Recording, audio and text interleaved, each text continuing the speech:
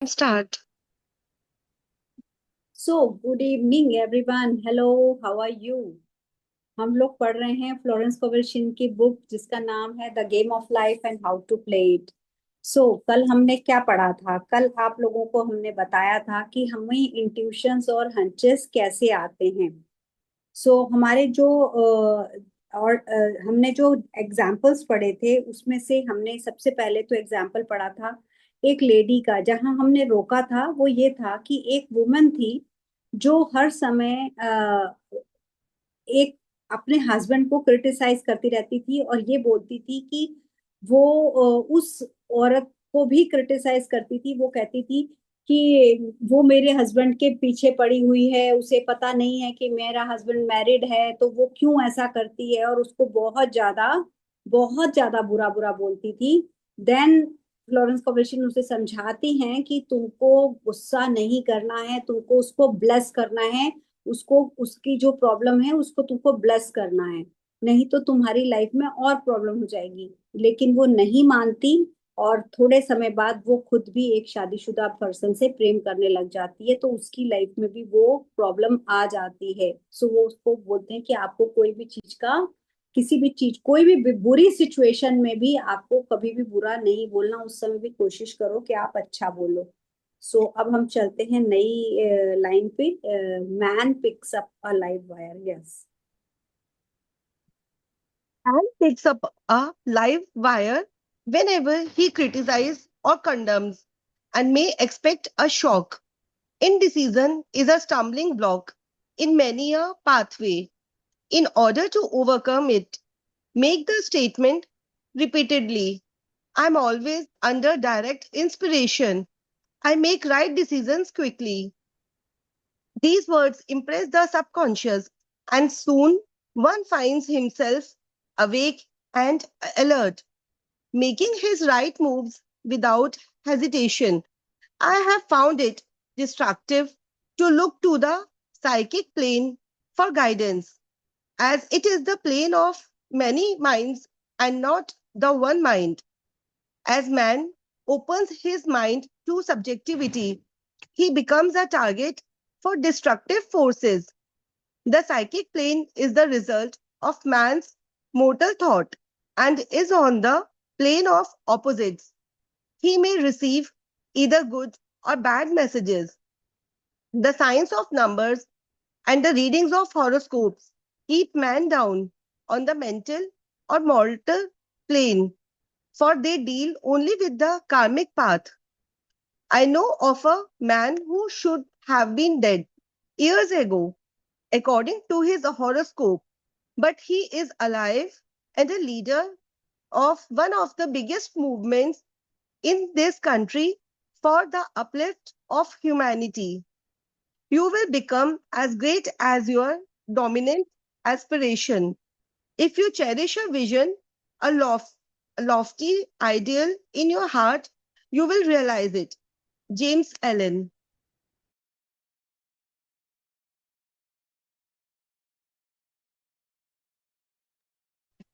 Yes, ma'am. Sorry sorry, मैं mute पे थी। सो अगर आप किसी की बहुत ज्यादा बुराई करते हो, किसी को क्रिटिसाइज करते हो, किसी के लिए भला बुरा बोलते हो उसके पीठ पीछे, तो आप ये मान लो कि आपने एक उस तार को हाथ लगा दिया है, उस बिजली की तार को हाथ लगा दिया है जिसके ऊपर, जिसके अंदर करंट फ्लो हो रहा है, लाइव वायर, करंट वाली वायर को आपने हाथ लगाया है। तो आप मान लीजिए कि आपको शॉक लगने ही वाला है। Expect a shock. आपको शॉक लगने ही वाला है। In decision of stumbling block, अगर आपने कोई भी अपने कोई भी गलत डिसीजंस लिए हैं तो वो आपके रास्ते के बहुत बड़े बड़े पत्थर हैं। अगर आपने अपने इन चीजों को ओवरकम करना है तो हमेशा यही बोलिए कि मैं हमेशा सही डिसीजन लेता हूँ और मुझे सारे डिसीजन डायरेक्ट इंस्पिरेशन से आते हैं, यानी भगवान की तरफ से ही आते हैं। I am under direct inspiration, मतलब जो भगवान मुझे गाइड करता है मैं वही करता हूँ और मेरे फैसले सच होते हैं, सही होते हैं। अगर आप बार बार ये शब्दों को बोलोगे तो आपका सबकॉन्शियस एक्टिव रहेगा और उसके अंदर यूनिवर्स की तरफ से सही सही इंफॉर्मेशन ही आएगी, वो अवेक रहेगा, वो अलर्ट रहेगा, और आप हमेशा सही डिसीजन लेंगे without any hesitation. So I have found it destructive. वो कहते हैं कि ये अगर आपने बिना इंस्पिरेशन के, भगवान की बिना मर्जी के अगर डिसीजंस लिए, तो आपके लिए डिस्ट्रक्टिव हो सकता है, खतरा हो सकता है। बिकॉज हम लोग जो जमीन के दुनिया के लोग हैं, ये मैनी माइंड्स हैं ना, हम बहुत बहु दिमाग वाले विश्व दुनिया में रहते हैं। हमारा एक दिमाग नहीं है। हम पल पल अपनी सोच बदलते रहते हैं, पल पल हम एक के बाद एक ख्याल हमारे अंदर आते रहते हैं। तो we it is the plane of many minds, not one mind. और वन माइंड किसका होता है? यूनिवर्स का। यूनिवर्स हमेशा एक ही दिमाग से काम करता है, बिना उसको पता है कि सही क्या है और गलत क्या है। अब अगर हम सब्जेक्टिविटी का रास्ता खोलेंगे, मतलब हम पार्शियल होके, मतलब किसी के पक्षधर होके अपने फैसले लेते हैं, तो हम अपने लिए डिस्ट्रक्शन का रास्ता खोल देते हैं। डिस्ट्रक्शन मीन्स होता है कि आप अपना भी नुकसान करोगे और खुद दूसरों का भी नुकसान करोगे। The psychic plane of the result is the mortal thought. मतलब हम लोग क्या है? मॉर्टल मॉर्टल बीइंग है ना, मतलब जन्म हुआ है तो मौत भी आएगी, तो मॉर्टल, तो हमारे थॉट्स जो है वो मॉर्टल थॉट्स हैं, जिनका कोई अस्तित्व नहीं है, and is on the plane of opposite. और हम उल्टे सीधे मैसेजेस हमको आते रहते हैं। कभी एक मिनट हम अच्छा सोचते हैं, एक मिनट हम उल्टा सोचते हैं, हमेशा अपोजिट थॉट्स चलते रहते हैं। ही मे रिसीव इधर गुड और बैड मैसेजेस, है ना। हम पल पल एक मिनट में हमारा मन आता है हम किसी को कुछ दे दें, दूसरे मन कहलाता है चल छोड़, क्या देना है ना। दो उल्टे ख्याल। अगर एक पल हम सोचते हैं कि वो बहुत अच्छा इंसान है, दूसरे होते हैं इतना भी अच्छा नहीं है ना। हम हमेशा अपोजिट अपोजिट अपोजिट बातें करते रहते हैं। सो एक उन्होंने बोला है कि जो लोग जो न्यूमरोलॉजी, मतलब जो नंबर्स और रीडिंग्स और हॉरोस्कोप जो पढ़ते हैं, मतलब जो अ, हमारी जो राशि फल पढ़ते हैं, हॉरोस्कोप पढ़ते हैं, और जो नंबर्स का ज्ञान है, उसमें से हमें दूर रहना चाहिए। क्योंकि ये चीजें हमें और भी हमारे हमारे मतलब ये दिमाग, फालतू दिमाग नहीं चलाना चाहिए। हमको किस चीज पे भरोसा करना है? अपने कर्म पर। हमारे कर्म सही होंगे तो हमारे अच्छे ही फल हमको मिलेंगे। ये नंबर्स, ये राशि, ये हमारे जो भी जो हॉरोस्कोप्स हैं, इसका कोई अस्तित्व नहीं है। आई नो अ मैन, एक आदमी जो कि बहुत साल पहले अपना मर चुका है, should have been died, sorry, मर चुका होना चाहिए था। एक आदमी को जिसको अभी तक मर जाना चाहिए था, अकॉर्डिंग टू हॉरोस्कोप। हॉरोस्कोप जब उसकी देखी गई थी तो उन्होंने कहा था कि वो मतलब उसको मर जाना चाहिए था, लेकिन अभी तक वो जिंदा है, और एक कंट्री के बिगेस्ट मूवमेंट का हिस्सा है, और वो देश के लिए लड़ाई लड़ रहा है, ह्यूमैनिटी के लिए काम कर रहा है, और वो आज भी जिंदा है। जबकि हॉरोस्कोप के हिसाब से उसे सालों पहले मर जाना चाहिए था। इसलिए वो बोलती हैं कि मैं हॉरोस्कोप पे, राशि पे, अपने जन्म पत्री पे विश्वास नहीं करती, ये गलत है। हम जो इंसान हैं वो भगवान हमें चलाता है और हमारे कर्मों के आधार पर चलाता है। So you will become a great as dominate aspiration. आप उतने ही महान हो जितना कि भगवान महान होता है। अगर आप सही विजन से सारी दुनिया को देखते हो, अपने दिल की बात सुनते हो, यू विल रियलाइज, तुम ये चीज खुद महसूस करोगे कि सच में हम और हमारे और भगवान के बीच में कोई फर्क नहीं है। भगवान ने हमको बिल्कुल साफ सुथरा, स्वच्छ, निर्मल भेजा है ना। वो तो हम इस दुनिया में आके हम झूठ बोलना, लोगों को जज करना, बुराई करना यहाँ सीखते हैं ना।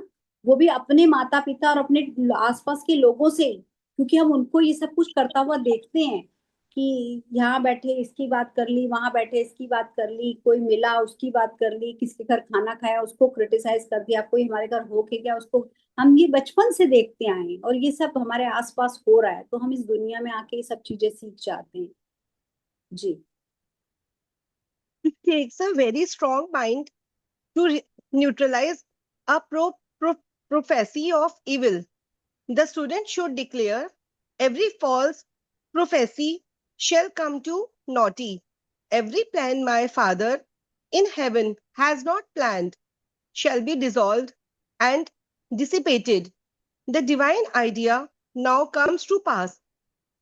However, if any good message has her been given one of coming happiness or wealth, harbor and expect it, and it will manifest sooner or later through the law of expectancy. Man's will should be used to back the universal will. I will that the will of God be done. It is God will to give every man every righteous desire of his heart, and man's will should be used to hold the perfect vision without wavering. The prodigal son said, I will arise and go to my father. It is indeed often an effort of the will to leave the husk and swine of mortal thinking.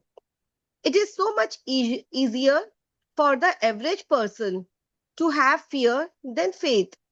So, faith is an effort of the will. As man becomes spiritually awakened, he recognizes that any external inharmony is the correspondence of mental inharmony. If he stumbles or falls, he may know he is stumbling or falling in consciousness. Ma'am इतना ही करें फिर example है हाँ जी, हाँ जी।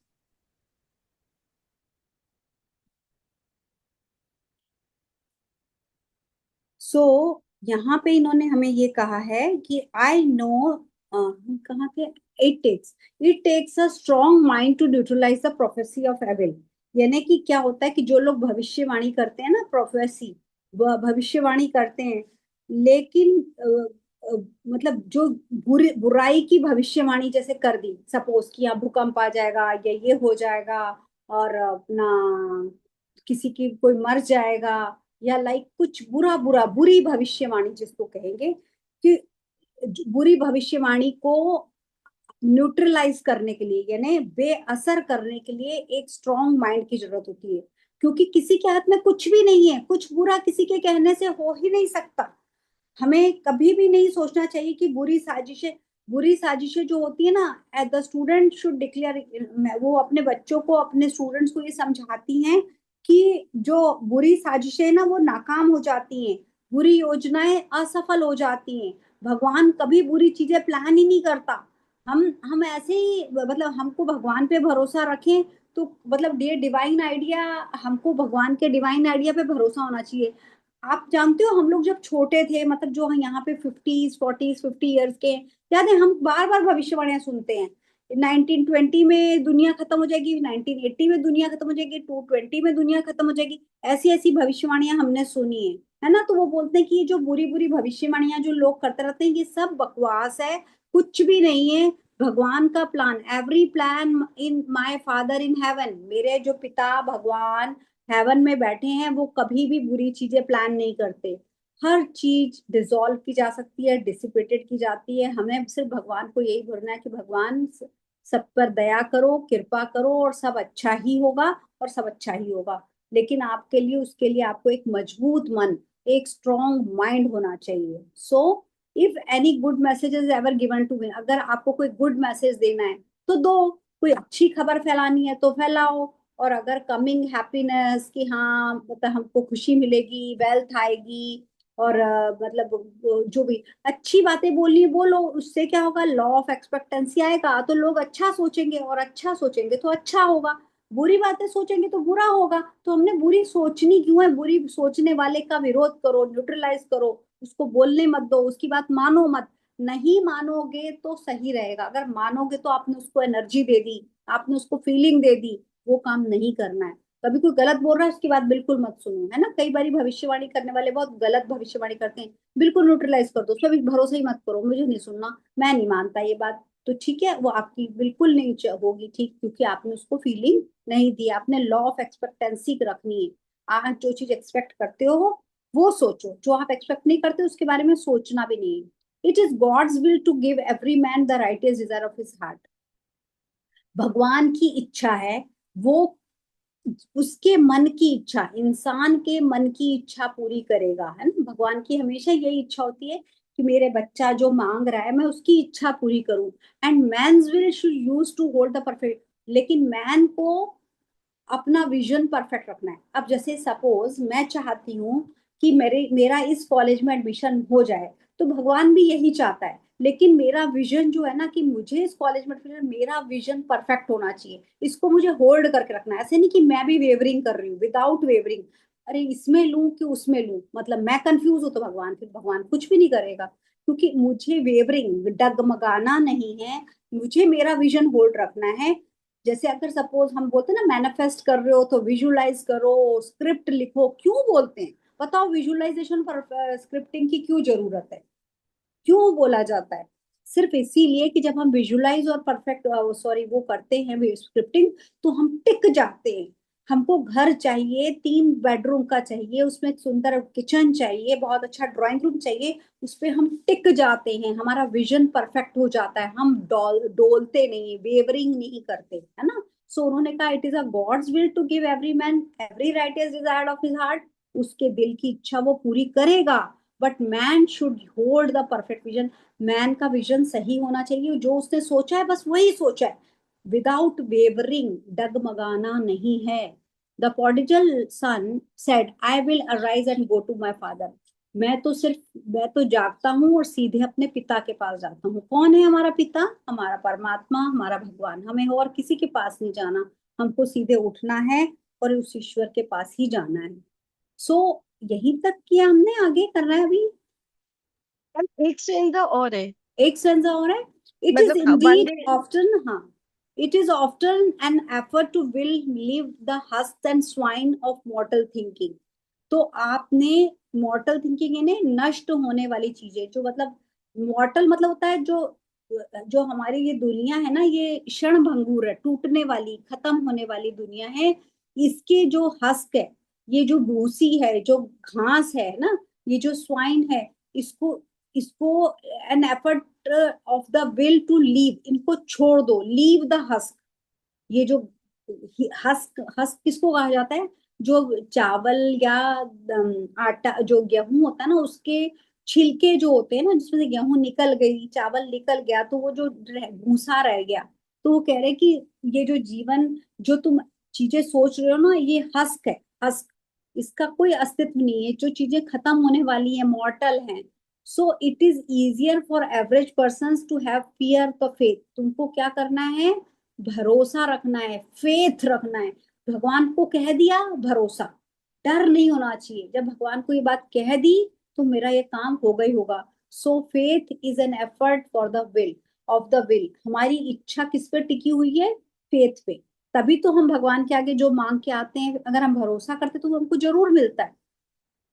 देखिए, लोग मजार पे चादर चढ़ाते हैं, लोग काला धागा बांधते हैं, लोग, तो 1000 लोगों में से 5 लोगों की विश क्यों पूरी होती है? जिनको फेथ है, जिनको भरोसा है, मतलब वो काला धागा काम नहीं कर रहा, कौन कर रहा है? फेथ। फेथ, सिर्फ फेथ के कारण। बाकी लोग तो सिर्फ देखा देखी बांध देते हैं, देखा देखी कुछ कर देते हैं। तो सो faith is an effort of the will. आपकी इच्छा का जो बेस है वो क्या है? फेथ। अगर आप फेथ रखोगे तो भगवान आपकी सारी इच्छाएं पूरी करेगा। As man become spiritually awaken, अगर आप स्पिरिचुअली जाग गए हो, आप भगवान के साथ स्पिरिचुअली जुड़े हुए हो, he recognises that any external in harmony is, आपकी मेंटल इन हार्मनी, अगर आपके मन में संतुलन नहीं है तो बाहर भी असंतुलन ही रहेगा, मतलब दोनों तरफ असंतुलन ही रहेगा। क्योंकि आपने, वही मैं आपको पहले भी बोलती हूँ, अगर आप मंदिर गए, आपने प्रे किया कि भगवान आप मेरे ये काम कर दीजिए, मेरी मदद कीजिए, मुझे रास्ता दिखाइए, लेकिन बाहर आके बोल रहे हो होगा कि नहीं होगा, तो आप फेथ तो बाहर अंदर ही छोड़ा है ना, बाहर तो फेथ लेके आए नहीं। If he stumbles and falls, तब तो हम गिरेंगे, बार बार स्टम्बल, झटके खाएंगे। He know he is stumbling and falling in consciousness. क्यों? क्योंकि हम अपनी कॉन्शियसनेस को कहाँ छोड़ आए हैं? अंदर ही छोड़ा है, अपनी चेतना को साथ लेके नहीं आए। हमारी चेतना में भगवान नहीं है, हमारी चेतना में डर है, फियर है। हमारे मन में और हमारे बाहर, मतलब अंदर मन और बाहर के मन में हार्मनी नहीं है, इन हार्मनी है। ठीक है। सो एक बस ये वाला पैराग्राफ ही पढ़ लो, वन डे वाला, ये पढ़ना है ना अभी। Yes, ma'am. Hmm. हाँ बस एक ही पढ़ लो, 45 हो गए। Okay. Hmm, One day, a student was walking along the street condemning someone in her thoughts. She was saying mentally that woman is the most disagreeable woman on earth. When suddenly, three boy scouts rushed around the corner and almost knocked her over. She did not condemn the boy scouts, but immediately called on the law of forgiveness and saluted the divinity in the woman. Wisdom's ways are ways of pleasantness, and all her paths are peace. पढ़ लो पढ़ लो। When one has made his demands upon the universal, he must be ready for surprises. Everything may seem to be going wrong, when in reality, it is going right. सो एक बार एक student भी मतलब वही Florence कोवेशन के पास कोई lady help के लिए आई होगी, वो जा रही थी, सड़क पर जा रही थी, कंडमिंग समवन इन हर थॉट्स, अपने मन में किसी ना किसी की बुराई करते हुए, है ना, कि उसके मन में किसी दूसरी औरत के लिए कुछ बुरे ख्याल चल रहे थे, बुरे ख्याल चल रहे थे। कंडमनिंग इन्हें बुराई करना, किसी के बारे में भला बुरा कहना। तो वो लेडी दूसरी लेडी के बारे में कुछ भला बुरा बोल रही थी और सड़क पे चल रही है, was walking along the street. She was saying, वो क्या बोल रही थी कि वो औरत तो दुनिया की सबसे बुरी औरत है, वो तो किसी की बात सुनती ही नहीं है, that woman is the most disagreeable woman on earth, मतलब इस दुनिया की सबसे बेकार औरत है, कहना ही नहीं मानती है, और ऐसे ऐसे बोलती हुई जा रही थी। तो इतने में तीन बॉयज, तीन लड़के उसके पास से निकले और उसको झटका मारा, मतलब उसको धक्का सा दिया, लाइक, है ना, तंग किया। तो वो गिरती गिरती बची, वो ऑलमोस्ट नॉक्ड हर ओवर, वो गिरती गिरती बची। फिर उसको ख्याल आया कि वो तो बुराई कर रही थी, तो उसको ये झटका लगना जरूरी था, उसको नहीं करना चाहिए था। उसने, she did not condemn boys sports, उसने उसी समय समझ गई कि मुझे नहीं कंडम करना है, तो उसने इवन उन बॉयज को भी नहीं किया, मतलब उन लड़कों को भी भला बुरा नहीं कहा। वो समझ गई कि मेरे साथ ये क्यों हुआ, ये झटका मुझे भगवान ने क्यों दिया, क्योंकि मैं उस औरत की बुराई कर रही थी। उसने इमीडिएटली लॉ ऑफ फॉरगिवनेस, यानी क्षमा का नियम का पालन किया, और उसने कहा कि मैं उस औरत के अंदर की डिविनिटी को प्रणाम करती हूँ, मतलब उसके अंदर के भगवान को प्रणाम करती हूँ। और wisdom ways are the ways of pleasantness, हमें जो विजडम है, हमारी बुद्धिमानी इसी में है कि हम हमेशा प्लेजेंट सोचें, अच्छे रास्तों का इस्तेमाल करें। All her path are peace, हमारे मन में हमेशा शांति होनी चाहिए। हम, और वो उसको भी यही शांति का वरदान कि भगवान मेरे मन में भी शांति दे, उस औरत के मन में भी तुम शांति दो। All her paths are peace, उसके मन में भी शांति दो। One when one has made his demands upon universal, जब एक इंसान भगवान से दूसरे इंसान के लिए भला मांगता है, he must ready for surprises, तो आप सरप्राइजेस के लिए रेडी रहो, हमेशा रेडी रहो अगर आपने किसी का भला माना है। So just everything may seem is going wrong, तुमको अभी तो सब कुछ गलत लग रहा है, लेकिन सच बात तो ये है कि वो थोड़े समय बाद सच होने वाला है। सो ये फॉर्मूला मैंने भी अपनाया और मैं आप लोगों को भी कहूंगी। जब हमारी चैप्टर 13 में लिखने की बारी होती है ना, मैजिक, हमारे ड्रीम्स कम ट्रू, 13 लेसन, जो लेसन चैप्टर 13 है ना, ड्रीम्स लिखने, 10 ड्रीम्स लिखने हैं हमको। आप 9 ड्रीम अपने लिखिए, जो लिखना है लिखिए, लेकिन अगर आप 10वां ड्रीम ये लिखते हैं ना कि भगवान मेरे सारे दोस्तों और रिश्तेदारों के सपने पूरे करना, जो भी वो तुमसे चाहते हैं, आप देखना आपके ऊपर वाली 9 ड्रीम्स कितनी जल्दी पूरे होंगे। क्योंकि वो क्या कह रहे हो, वो कह रहा है when one has demand his demands upon the universal, अगर आप सरबत का भला मांगते हो, he must be ready for surprises, उसको सरप्राइज के लिए रेडी रहना चाहिए कि उसके जीवन में चमत्कार होने ही वाले हैं।